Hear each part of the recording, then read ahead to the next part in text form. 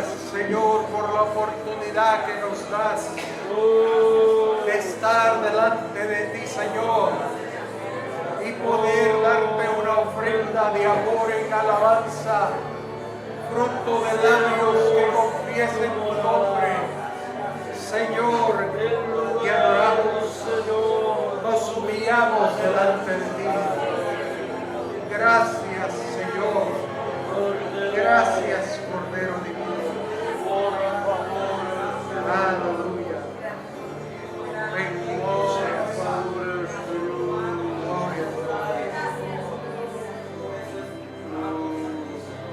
Gracias, Jesús.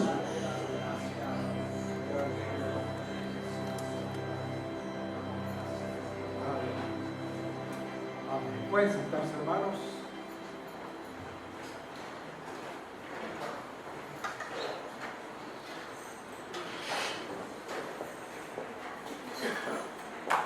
Es un gusto poder estar esta mañana delante de ustedes. Damos gracias a Dios que Él nos permite estar congregados, reunidos. Hemos comenzado a estudiar Judas, la epístola de Judas. Y decíamos que esta epístola es una de las más pequeñas del Nuevo Testamento, ya que consta de un solo capítulo y 25 versículos.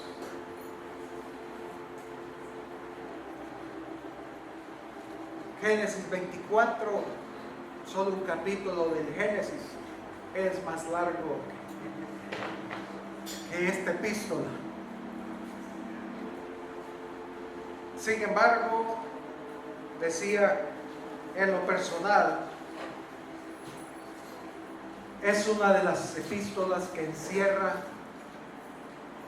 muchas verdades en una forma tan esquematizada que solo el Espíritu Santo puede hacerlo. Para mí es un milagro esta epístola. En lo personal yo la llamo la epístola de las tríadas. La epístola de las tríadas. Porque en esta epístola de 25 versículos aparecen 17 tríadas. Quizás podemos poner la uno.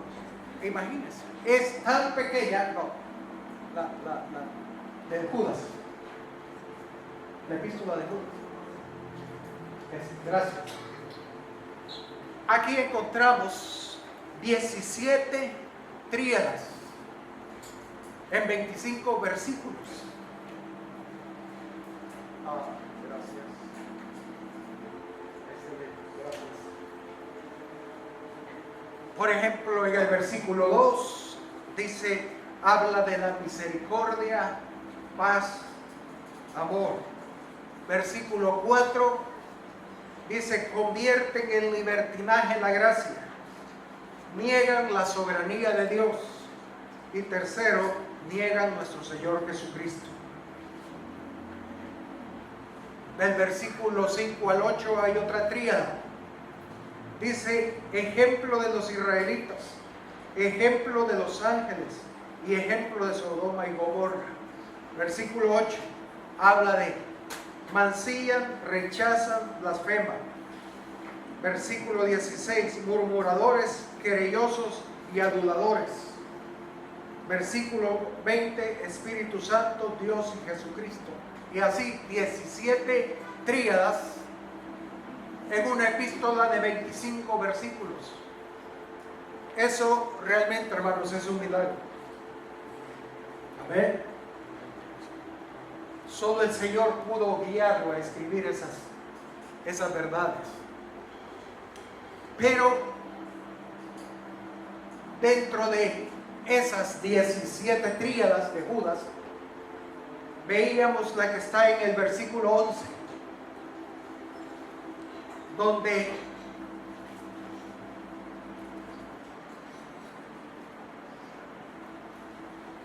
nos dice, quiero leerlo, ay de ellos, porque han seguido el camino de Caín y se lanzaron por lucro en el error de Balaam y perecieron en la contradicción de Coré. Y veíamos esas dos aquí, esa tríada comparada a la de Juan capítulo 14, versículo 6. Si pudiéramos poner las dos tríadas. Ahí encontramos Juan 14, 6, donde el Señor dijo: yo soy el camino, la verdad y la vida. Y aquí encontramos en Judas la contraparte de esa tríada. Aquí nos habla del camino de Caín, el error de Balaam y la muerte en la rebelión de Coré. Camino, el error y la muerte. Todo contrario al camino del Señor, la verdad y la vida. Entonces, decíamos, queremos estudiar esa tríada, que es la contraparte de Juan 14. Entonces, esa tríada de Judas 11, el camino de Caín, comenzamos viendo y vimos qué es seguir el camino de Caín. Todo lo contrario a seguir el camino del Señor. Pero para entender, hoy queremos ver el error de Balaam, que está en contra de yo soy la verdad. Habla del error, la mentira, el engaño de Balaam. Pero para ver el error de Balaam, tenemos que ver otra tríada, imagínense. Otra tríada. Y si aquí la encontramos, Primera de Pedro, capítulo 2, versículo 14 y 15. Apocalipsis, capítulo 2,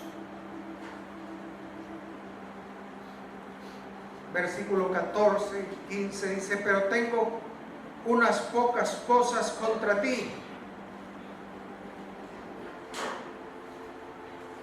que tienes ahí a los que retienen la doctrina de Balaam,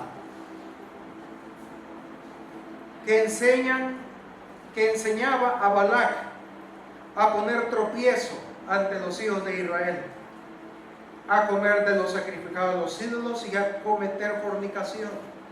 Entonces, aquí, Apocalipsis 2, versículo 14, nos habla de la doctrina de Balaam. Judas 1:11, que acabamos de leer, nos habla de el error de Balaam.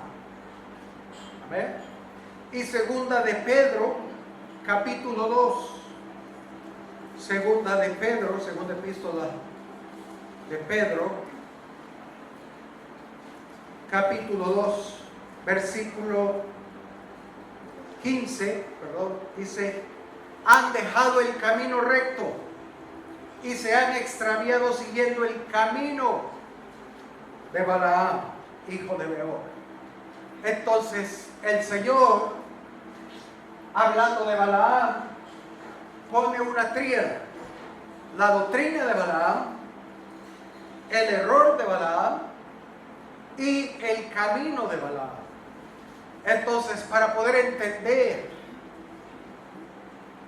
la vida de Balaam, necesitamos ver esta tríada. Amén. La doctrina que él tenía, el error de Balaam y el camino de Balaam. Tres cosas. Para empezar, quiero ver un par de detalles sobre Balaam. El primero, segunda de Pedro 2, versículo 16, Dice, y hablando de Balaam, y fue reprendido por su iniquidad, pues una bestia de carga, hablando con voz de hombre, refrenó la locura del profeta. Aquí Balaam es llamado profeta. Hay muchos cronistas o muchos comentaristas que dicen que no era profeta de Dios, pero Pedro dice que era profeta de Dios. ¿Ven? Era profeta Balaam. Y lo que sucede, hermanos, es que comenzó siendo profeta de Dios. Algunas de sus profecías están escritas en el libro de Números.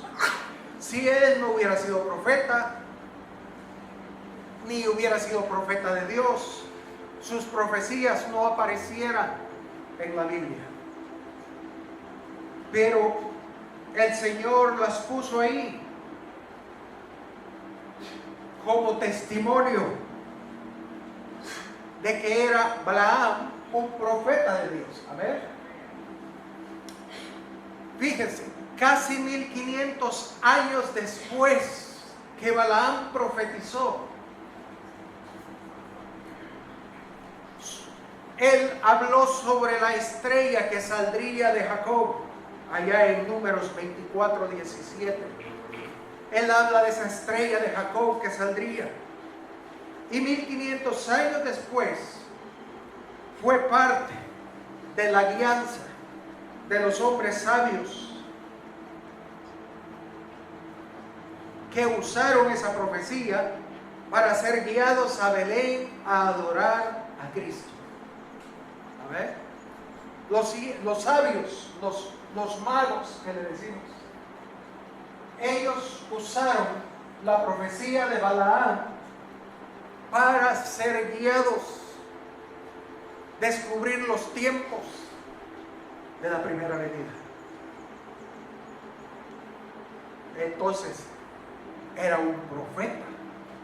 Muchos cronistas dicen que en ese tiempo Balaam estaba a la altura de Moisés en cuanto al reconocimiento en el pueblo de Dios.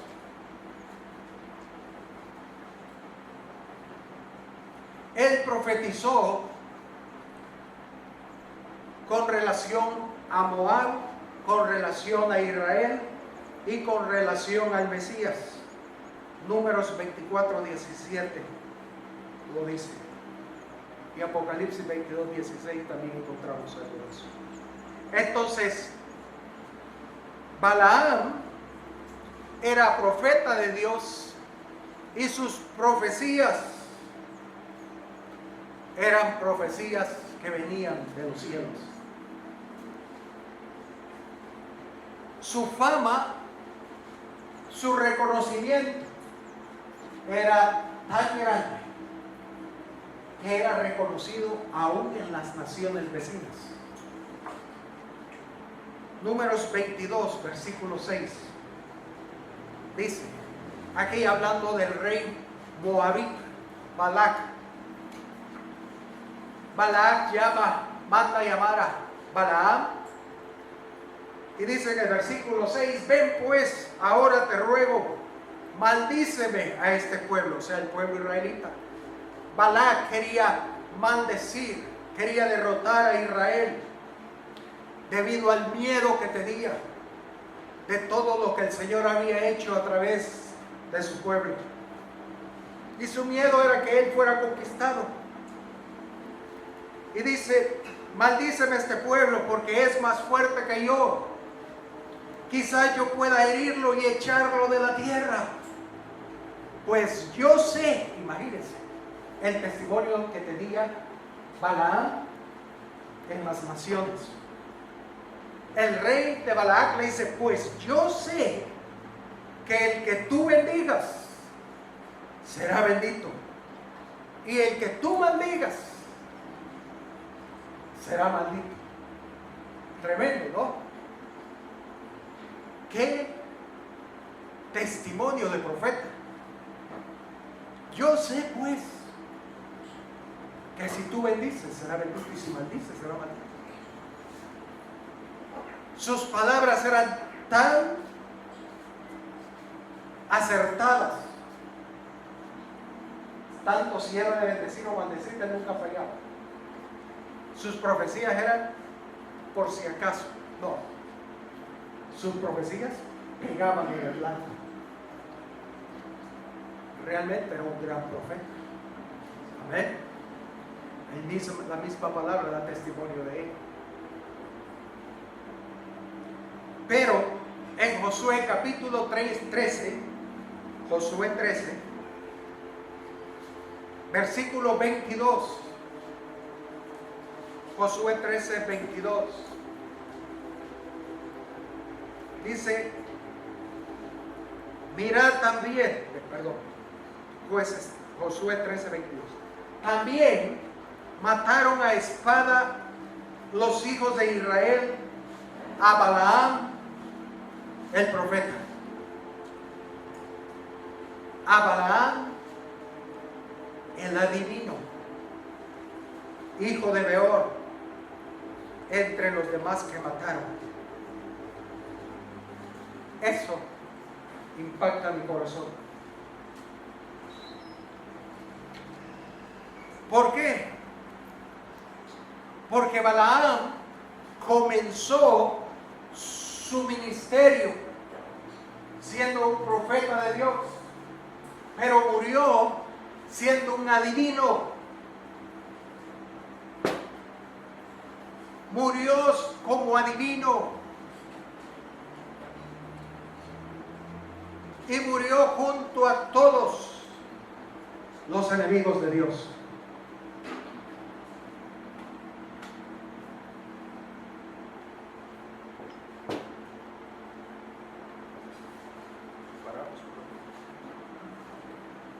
Entonces, Balaam nos muestra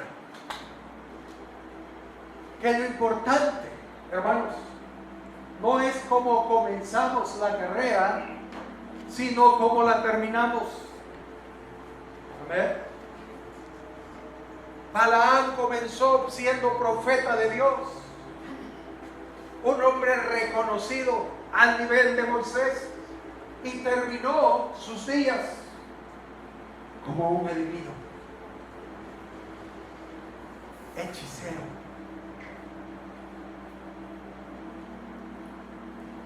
Que Dios tenga misericordia de nosotros, amén. Porque podemos comenzar bien y terminar mal.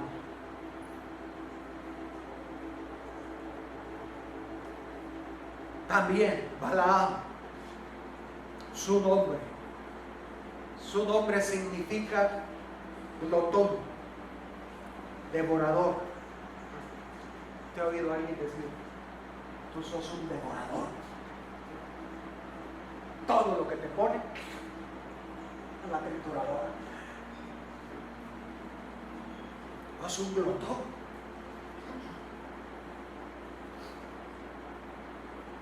Y aquí encontramos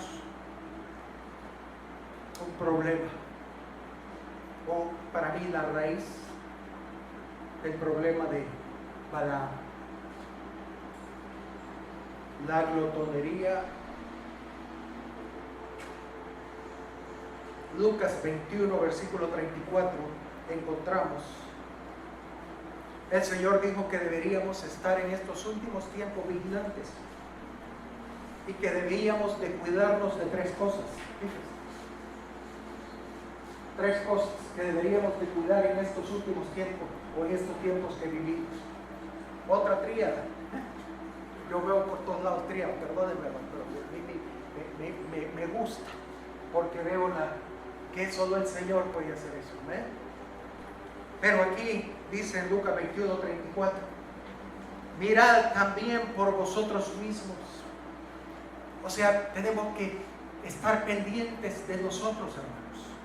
Que vuestros corazones no se carguen de glotonería, En hebreo dice Balaam, porque Balaam es glotonería.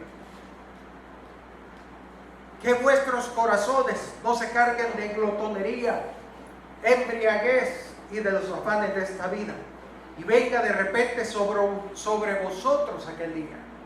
¿Por qué, hermanos? Porque estas tres cosas, la glotonería, la embriaguez y los afanes de la vida, son las cosas que ahogan la palabra de Dios, ahogan la vida espiritual en nosotros. Entonces debemos estar conscientes de tres cosas: la glotonería, la embriaguez y los afanes de la vida. Por eso entendemos lo que David le decía a Salomón: hijo, sobre toda cosa guardada, guarda tu corazón, porque de él mana la vida. Proverbios 4:23. Guarda tu corazón, porque de él mana la vida. Pero en Lucas el Señor dice: mire por vosotros mismos, porque para que vuestros corazones no ahoguen la vida, la glotonería, la embriaguez y los afanes de la vida.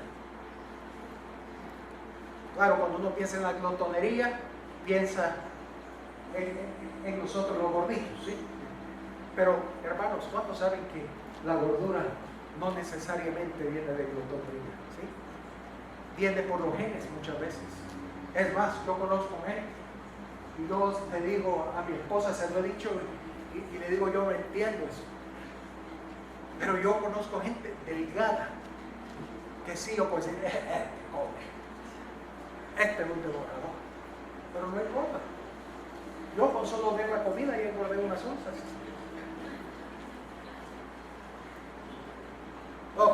No estamos hablando de gordo delgado, estamos hablando de un problema del corazón. Que dice que esas tres cosas tienen que ver con apagar la vida que hay en nuestro corazón, en nuestro ser, ¿sí? Entonces, no nos sintamos mal, gorditos, porque no estamos hablando de eso, ¿verdad?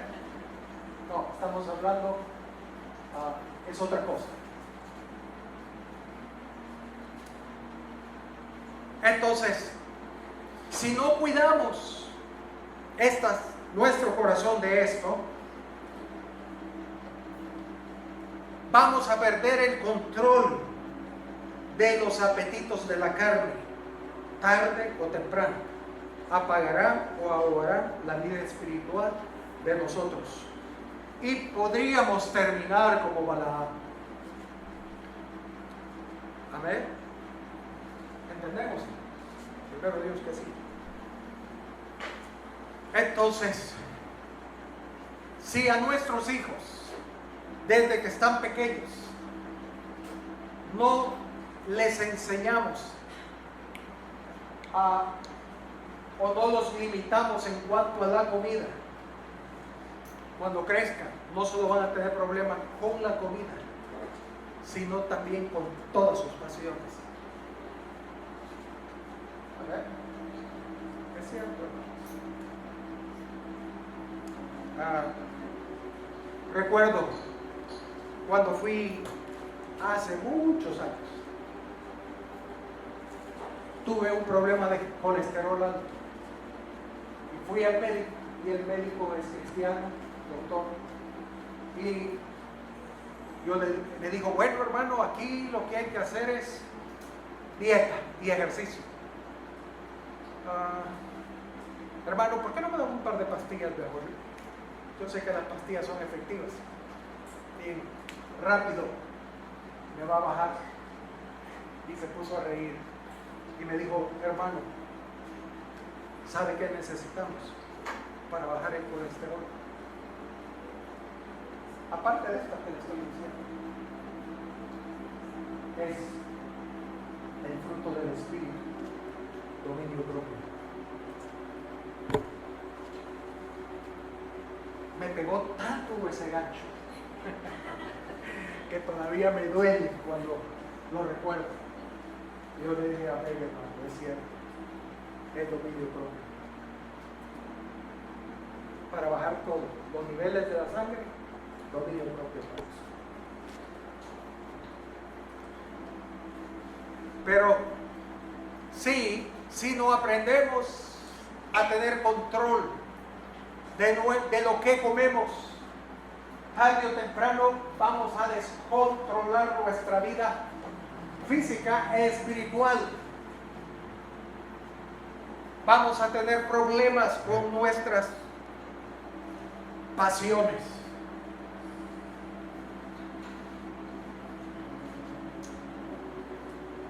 Bueno, que el Señor nos ayude, ¿eh?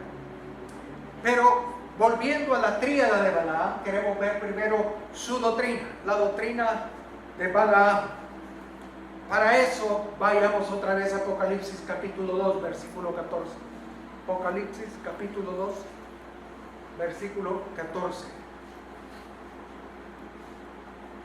Dice, hablando de la iglesia de Pérgamo: pero tengo unas pocas cosas contra ti, que tienes ahí a los que retienen la doctrina de Balaam,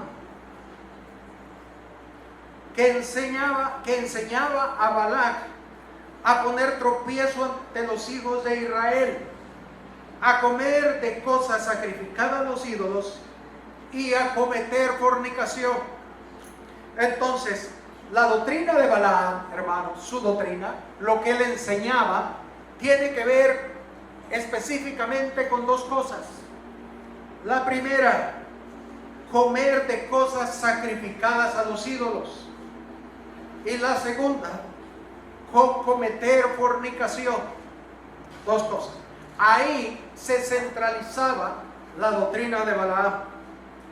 Lo triste, hermanos, que hoy en día esta doctrina es muy común en la iglesia. No es algo que Dios, la doctrina de Balaam hace ¿qué? Hace 3.500 años. No. La doctrina de Balaam, lo que él enseñaba, está vigente hasta el día de hoy dentro de la iglesia. Primero, para ver esto, en Hechos capítulo 15, si me acompañan, ahí vemos el concilio de Jerusalén. La iglesia del primer siglo estaba confrontando un problema. Los judaizantes le decían a los cristianos gentiles que ellos deberían de cumplir toda la ley de Moisés. Y en ese concilio ellos trataron si realmente los gentiles tenían que cumplir toda la ley. Y dice que el Espíritu Santo los llevó a los apóstoles a esta conclusión en Hechos 15, versículo 24. Hechos capítulo 15, versículo 24. Ahí está. Gracias. Dicen los apóstoles: por cuanto hemos oído que algunos han salido de nosotros, o sea, cristianos, a los cuales no dimos orden, os han inquietado con palabras, perturbando vuestras almas, mandando circuncidaros y guardar la ley. Imagínense, para un gentil decirle: tú eres cristiano, qué bueno, pero quiero decirte que tienes que hacer dos cosas. La primera es circuncidar. Y ahí muchos se corrigen, porque no es lo mismo circuncidar a un bebé que a un adulto. Y lo otro es que tienes que cumplir toda la ley. Y dice en el versículo 28 del mismo capítulo 15. Porque ese era el problema que ellos estaban viendo. Versículo 24. Versículo 28 dice: porque ha parecido bien al Espíritu Santo. Porque ha parecido bien al Espíritu Santo y a nosotros, los apóstoles, la autoridad, no imponeros ninguna carga más que estas cosas necesarias: que os abstengáis de lo sacrificado a los ídolos, de sangre, de ahogado y de fornicación. De las cuales cosas si os guardareis, bien haréis. Y dice, pasadlo bien. Y me gusta como te dice ahí, pasadlo bien. Fue como la salutación de ellos.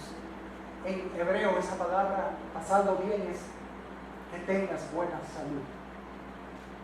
O cuando nosotros le decimos salud, salud. Entonces, la palabra hebrea tiene que ver con eso, pasarlo bien, que tenga salud. Y me llama la atención porque, hermanos, creo que en lo natural, si cumplimos estas 4 cosas, va a ayudarnos a tener salud. ¿Amén? Porque nada es vano en la palabra. ¿Amén? Nada es vano. Y si Él da ese consejo, que tenga salud, es porque si guardamos en lo natural estas 4 cosas, creo que estaríamos más saludables. Entonces, las 4 leyes mencionadas en este pasaje son dadas por el Espíritu Santo para los recién nacidos. Si ellos las guardan, es suficiente. No tienen que llevar ninguna carga más. ¿Okay? Pablo lo confirma en Hechos 21. Hechos 21, versículo 25, Pablo dice: pero en cuanto a los gentiles que han creído, nosotros le hemos escrito determinando que no guarden nada de esto, o sea, de la ley, solamente que se abstengan de lo sacrificado a los ídolos, de sangre, de ahogado y de fornicación. Ahora, fíjense, 4 cosas. 3 de estas 4, por casualidad, tiene que ver con la comida. Pura casualidad. Dice: no coman sangre, sacrificado a los ídolos y de ahogado. 3 cosas relacionadas con la comida. Y lo otro, la fornicación con nuestras pasiones. Entonces, si queremos tener el favor de Dios, tenemos que guardar estas 4 cosas, hermanos.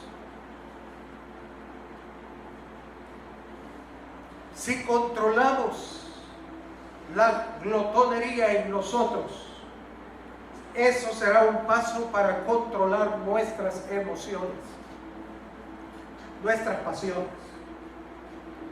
Entonces, la doctrina de Balaam era todo lo contrario a la doctrina del Espíritu Santo. Amén. Él enseñaba que deberían de comer lo sacrificado a los ídolos, no había problema. Él enseñaba que no había problema con la fornicación.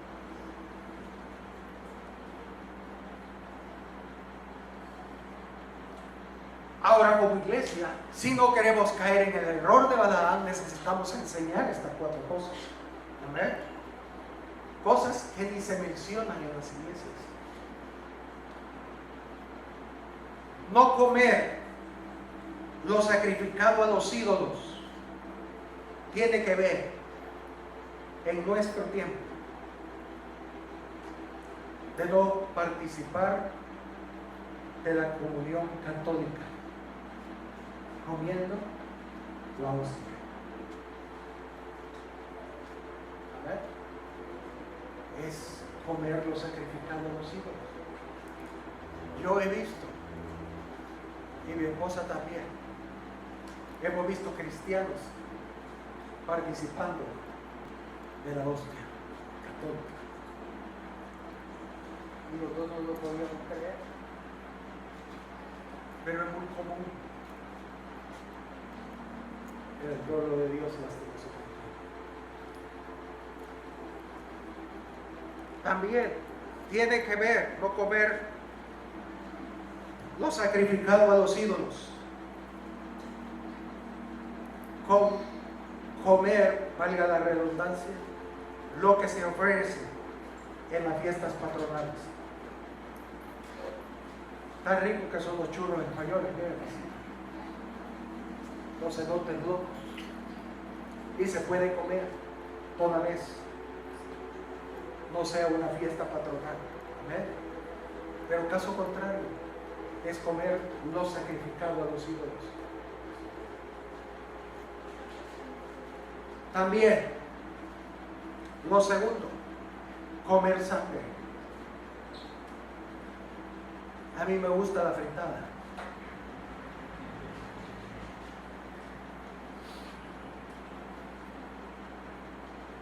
Pero ya no como la moronga, porque es pura sangre. Entonces debemos abstenernos de comer sangre. La moronga es la pura sangre del cerdo, si no me equivoco. Fíjense que algo que a mí me llamó la atención, pero no hay país en Latinoamérica y aún más en Europa que no tengan un platillo de sangre. Todos. Pura casualidad, ¿verdad? Todos los países tienen un platillo de sangre. Yo no recuerdo que en Guatemala, ¿cómo se llama? Ah, bronca también. La bronca. Pero en todos. Casualidad no, es el enemigo matando a los cristianos. ¿Okay? Ahora, lo que debemos evitar, hermanos, es comer sangre a sabiendas, ¿sí? Porque no vamos a andar para arriba y a este tiene sangre o no. La idea es, si yo sé, como la moronga, que eso es sangre, no debo comerlo. Ahora, si por ignorancia me dieron algo con sangre, yo no sabía, tengo que pedir perdón cuando lo sepa. Pero eso no, delante de Dios, no es lo que a lo que Él llama, sino es aquel que por su libre albedrío decide comer la sangre. Así que esto no tiene nada que ver con la carne asada. Puede comer carne asada, medio cocida, 3/4, no hay problema. A ver, uno habla de sangre cocida o qué sé yo. No es eso. Es comer sangre, literal, a sabiendas. Pero bien, no vamos a ahondar, hemos ahondado en otras ocasiones sobre estos temas. Pero lo otro tiene que ver con comer carne de animales que han muerto ahogados y retienen su sangre en su cuerpo. Todo animal tiene que ser degollado para que salga la sangre. Si el animal, yo recuerdo, y yo aprendí pequeño a matar las gallinas, agarraba el cuello, salía el cuerpo coral y me quedaba con la cabeza. ¿Era muy común eso o no? Cuando supimos esto, ay Señor, perdónanos, ya tenía que ser degollado. Pero es tan triste verlo que mejor compramos ya preparado el pollo que tenemos. Entonces, y nos evitamos el trabajar de quitar las plumas y todo eso. Bueno. Pero todo animal tiene que ser degollado. A ver, no puede ser animal que muera ahogado. Y lo último, la fornicación. La palabra griega para fornicación es porno. Y ahí dice todo, ¿no? De ahí viene la pornografía, es la palabra griega fornicación, porno. Y tiene que ver con pasiones desordenadas antes y después del matrimonio y dentro y fuera del matrimonio. ¿Amén? Entonces, la doctrina de Balaam tenía que ver con todo lo contrario a estas 4 cosas que el Espíritu Santo dice que como hijos de Dios debemos guardar. No sacrificar a los ídolos, no comer sangre, no comer animales ahogados y la fornicación. Amén. Bueno.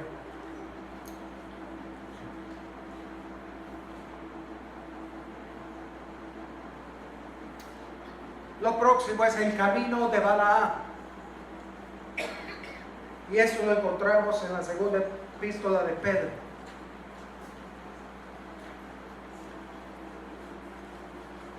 Vamos a dejarlo. Si no, vamos media hora más. Y creo que el agua se va a ir. Dijeron que se iba a ir, no sé si ya se fue. Y no quiero que se pierda, porque hace mucho calor y sé que están cansados. Vamos a dejarlo y nos quedamos y vemos después el camino de Balaam. Pero la doctrina de Balaam, tenemos que estar claros, hermanos, y debemos tener cuidado a estas 4 cosas. Amén. Gloria a Dios. Pónganse de pie, hermanos.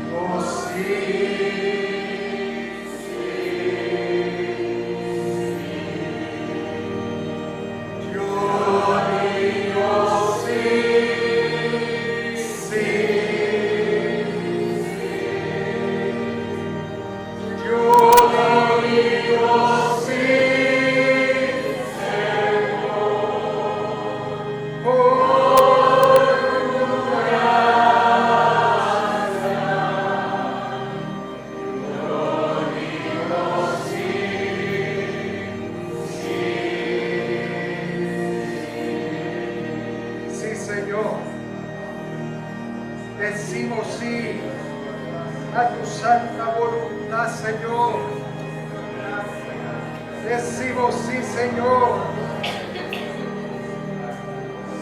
a tus reglas, a tus normas, Señor Jesús. Padre, gracias por abrir nuestros ojos, Señor. Oh, líbranos de la doctrina de Balaam, Señor. Líbranos, Señor, de andar en el camino de Balaam, y líbranos del error de Balaam, Señor Jesús. Aún así, Señor amado,